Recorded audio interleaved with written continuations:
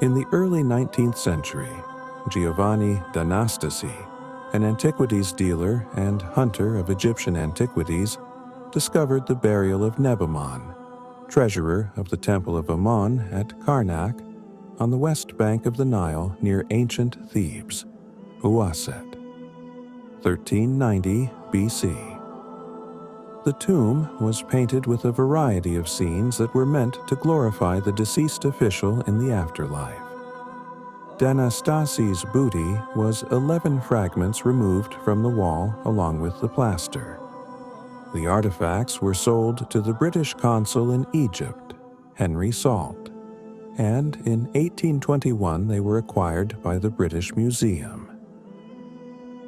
One of the fragments acquired by the museum is of the nobleman Nebanon hunting in a thicket of papyrus.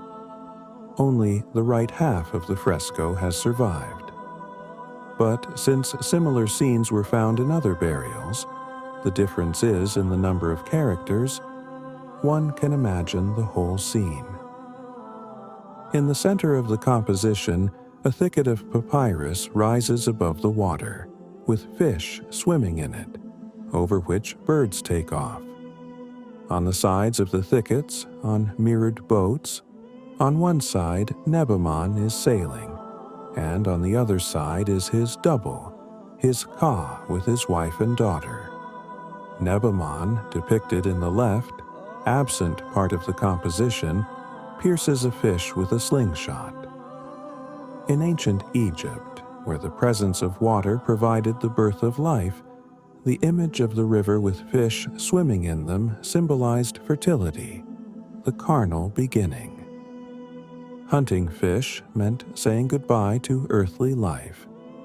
The flight of birds was likened to the liberation and flight of the soul over the matter that constrains it.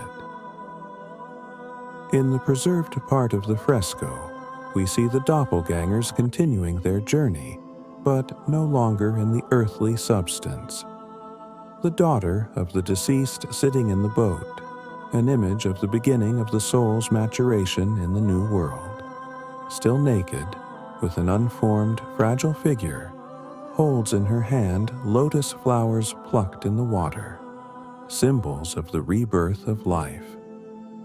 The wife, standing next to her, is represented as a beautiful woman in expensive jewelry. She is the next stage of the soul's formation. And finally, the mature soul of Nebanon appears before us in the image of a young man, striving to become an assistant to the solar god Horus in his struggle with Seth, the murderer of his father Osiris.